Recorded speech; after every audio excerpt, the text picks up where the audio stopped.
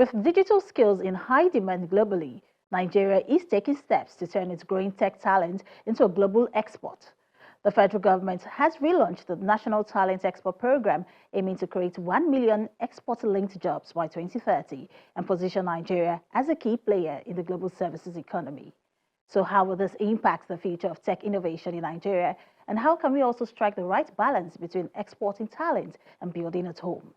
Joining me to discuss this is Ayo Akinola, co-founder of Piggyvest and author of the book Credit Alert.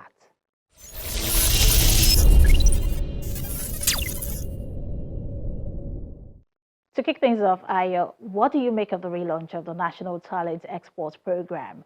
Do you see it as a potential turning point for Nigeria's tech ecosystem?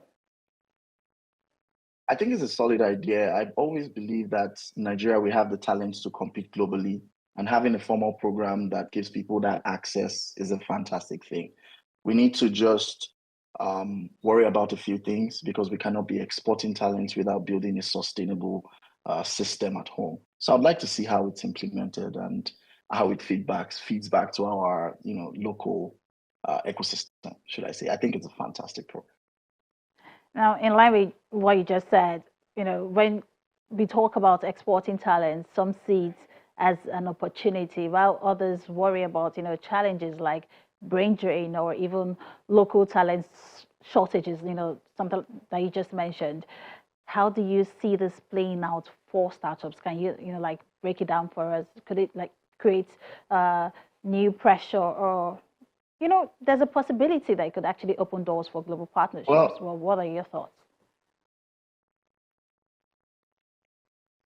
My thoughts on that. I mean, it's a good thing that our talents are, should I say, wanted in global demand, and that we're exporting it. That's on one hand.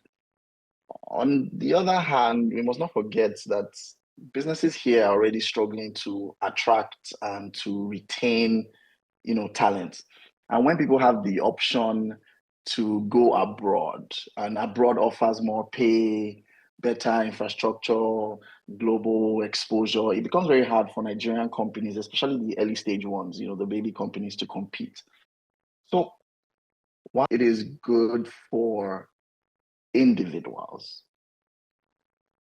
my fear is that it would or could further, should I say, widen the talent gap locally if nothing is done to support businesses that need the talent here.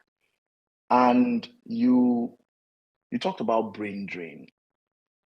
That's a very big one. It's a very big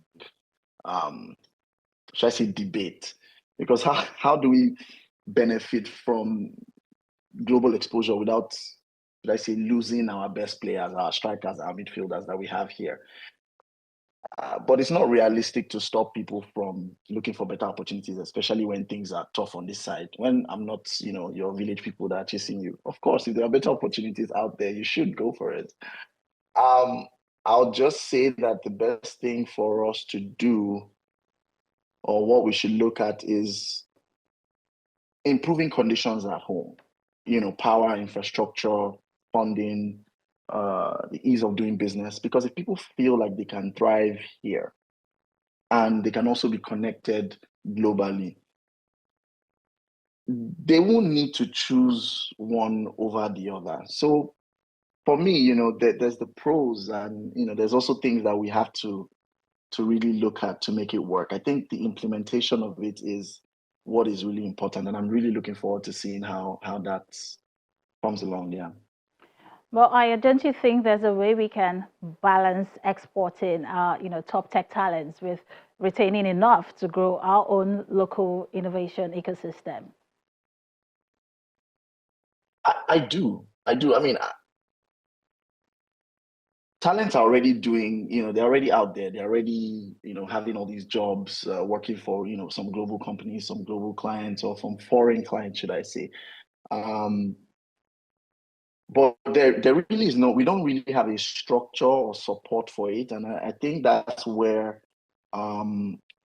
this program can come in, right? In areas of education and training, which is very important. and putting more structures to these talents on the legal side, the contracts and things like that, and helping to build like communities around this, because it's really not just about helping people to find work, it's about helping them build their careers. And because you're building their careers and it's outside their locality, you have to maintain that bridge, right? That bridge to help them, should I say give back or come back. That's the only way it can help our local businesses that are here. If not, that brain drain you talked about, it would happen a lot. On the flip side, and as already mentioned, many young Nigerian developers and, of course, tech professionals are already freelancing or, working remotely. Now, how can this program better support this existing gig economy and help them scale sustainably? Yeah. I mentioned that it's really about uh, things that are not already structured. Things like helping with payments, receiving their payments, helping with trainings, helping with so many of them have issues with their contracts, even having to they don't know how to bill or to charge, or what to look for because of where they're coming from. So a program like this, supporting communities or building communities that teach, educate, train, and support that economy will be very, very it will be very, very amazing. I think that is one thing that they should look at. That's a very good way to support that GIG community here. And you're coming back to the challenge of brain drain. Is there a world where exporting tech talents can actually, strengthen local businesses, and maybe through diaspora collaborations, or it could just be knowledge sharing or reinvestment into the startup ecosystem? Is there a world where that could benefit the local innovation ecosystem? Oh yeah, definitely. If this program, helps to maintain that bridge where maybe these people that get these opportunities outside our locality, abroad, can be of some support back home, basically like mentorships, right? Maybe those, senior talents that have gone further are mentoring the younger ones here. It's a way of maintaining that uh, connection. And again, it's about the systems and the structure that this program can put in place to allow that happen. What I would say though is I have been in the tech, world for quite some time, and I haven't seen any tech talent that has taken a job, or a gig abroad and has willingly decided to come back to work for, should I say, Nigerian company. And that's because things are quite tough here. There's better pay there's better infrastructure. So another reason why I'm really excited about a program like this, because they can be that bridge that helps talents from here get those opportunities, but also give back. And they can give back in terms of mentorships. Senior talents that get those opportunities there can mentor the younger ones back home. We can foster remote work, remote jobs. So I'm not even just getting a gig from a foreign company. I can also get a gig from a local company, from a Nigerian company, and it goes both ways. I don't need to run there without giving back. So I believe that a program like this would be able to be that bridge, and I'm looking forward to seeing how they implement that. Well, I don't exactly agree with, a bit that you talked about, startup founders returning to the country, because I have seen, a few, return because they want to make change. But back to the program, the government is actually targeting 1 million export-linked jobs by 2030 through NATEP. Now, from where you sit, does that sound realistic, and what would success actually look like, on that ground? Oh, I think it's very realistic. We have a lot more people that are going into tech these days. You know, a lot of young people are learning how to code, and in tech, it's not just about coding. There's so many skill sets that you can get in the tech world. You know, ranging from design to products, so many of that. So it's not just about coding.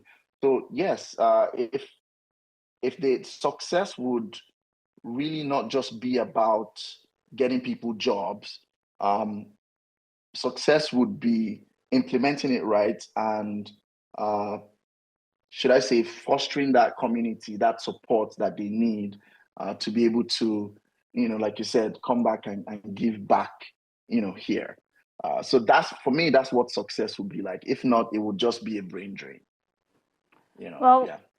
before we close, I earlier you spoke about improving conditions, powering infrastructure at home, and all of that.